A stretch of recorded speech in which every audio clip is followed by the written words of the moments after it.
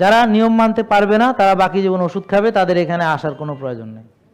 কিন্তু যারা এখানে আসবে তারা এক্সকিউজ দিবে না যে আমি এটা পারি না ওটা পারি না, বরং তারা চেষ্টা করবে পারার জন্যে।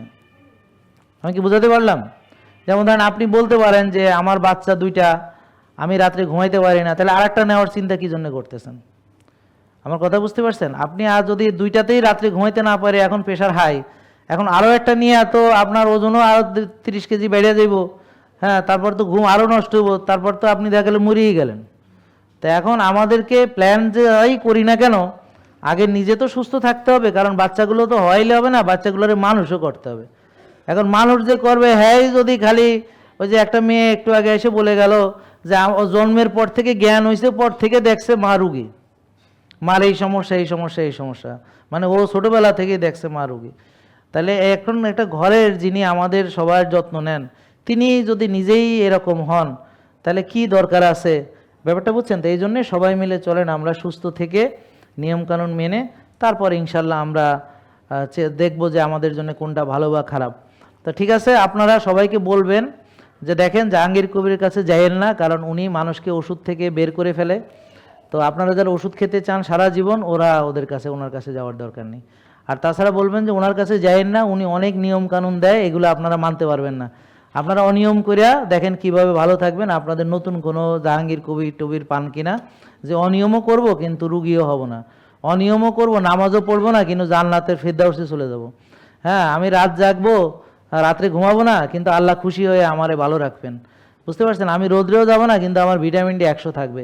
এরকম আপনারা নতুন কোনো একটা পদ্ধতি যদি কেউ আবিষ্কার করতে পারে, ওর পিছে করেন, আমার এখানে আসার দরকার নেই। কারণ আপনারা আইসেন, ডাক্তাররা মেলা রাগ করছে, তারা এখন ফেসবুক ফাটায় ফেলাইতে আছে, আমার বিরুদ্ধে এক একজন এক একটা পোস্ট করতে আছে।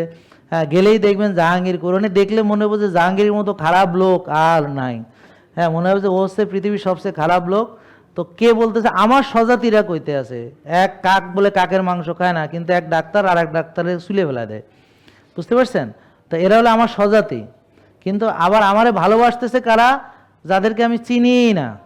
তো আপনারাই আবার এসে বললেন যে এই দোয়া করে গেলেন, একজন মা দোয়া করে গেলেন, আপনারা দোয়া করে গেলেন, যারা ভালো হয়েছেন তারা দোয়া করে গেলেন। একজন বলে আমি হজে যে দোয়া করেছি, একজন বলে আমি তাহাজ্জুদে দোয়া করি। তো দোয়াগুলো তারা কেন করে?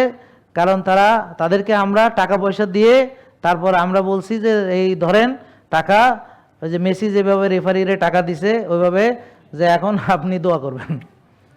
মানে এগুলো কাহিনী আর কি, বুঝছেন? বানাইছে, বুঝেন নাই কথা? তো এইভাবে এরা নিজেরা নিজেদের মন গড়া সব বানায়। আল্লাহ বলেছেন যে যারা এই ধরনের মন গড়া আর মিথ্যা রটনা করে, তো এখন আমি এটা নিয়ে মন খারাপ করি না, কারণ তারা, আল্লাহ নিজে বলেছেন, তারা আমার নামে মিথ্যা রটনা করে, মানে আল্লাহর নামে মিথ্যা রটনা করে, যে আল্লাহর ছেলে আছে, নাউজুবিল্লাহ মিন জালেক। আমার কথা বুঝতে পারছেন? তো আল্লাহ নিজে বলেছে যে ওরা আমার নামে মিথ্যা রটনা করে। এই আছে কি না মুফতি সাহেব? তো যেখানে তারা আল্লাহর নামে মিথ্যা রটনা করে, আমি কেডা ভাই? এই জন্য আমি আর কোনো কিছুতে, আমি এখন বুলেট প্রুফ হয়ে গেছি, বুলেট কপি খাইতে খাইতে আমি আর এইসব নিয়ে মন টন খারাপ করি না। আমি ঘোষণা দিছি, আমি ক্ষমাও চাইছি যে আমি এইসব কাজ ছেড়ে দেব, ছেড়ে দিয়ে আমি ভালো হয়ে যাব। আমিও 6 বেলা চিনি খাইতে দেব, আপনাদের ওষুধ দিব, কি ঠিক আছে না? এটা আমার পক্ষে সম্ভব না।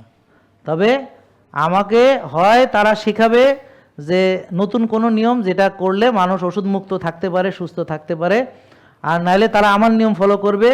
আর ওষুধ খেয়ে কী পরিণতি আছে তারা সব ডাক্তারদের কাছে আশা করব যে এক একটা লোক ওষুধ খেয়ে খেয়ে 10, 15, 20, 25 বছর পরে তার কার কী পরিণতি, এগুলো নিয়ে সবাই পোস্ট করবে যে আমার কাছে একটা রুগী আসছে, আজকে 25 বছর ধরে আমি তাকে দেখি, আজকে সে এই রোগে আক্রান্ত, আজকে তার ওষুধ এত শুরু করছিলাম এত ওষুধ দিয়ে এখন এতগুলা হয়েছে, শুরু করছিলাম ট্যাবলেট দিয়ে এখন ইনসুলিন হয়েছে, শুরু করছিলাম শুধু ডায়াবেটিস দিয়ে এখন প্রেশার হয়েছে, লিভারের সমস্যা হয়েছে, কিডনিতে সমস্যা হয়েছে, চোখের সমস্যা হয়েছে, নার্ভের সমস্যা হয়েছে, গিরাগারায় সমস্যা হয়েছে, আঙ্গুলের সমস্যা হয়েছে। দেখছেন একটু আগে বলে গেল যে এভাবে তার পুরুষত্ব চলে গেছে, তার মেয়েটার পিসিওএস হয়েছে, মেয়েটার বাচ্চা হয় না, মেয়েটার বুকে লোম গজাচ্ছে, দাড়ি হয়েছে, মোচ হয়েছে, এইভাবে বলতে থাকবেন আপনারা কার কি কি হয়েছে।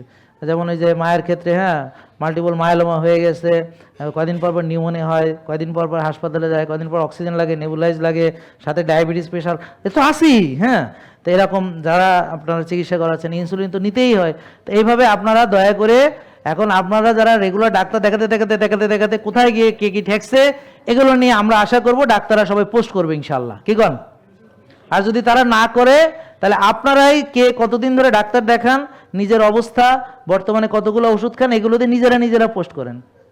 জেকে লাইফস্টাইল লিমিটেড, ওষুধ মুক্ত সুস্থ জীবন।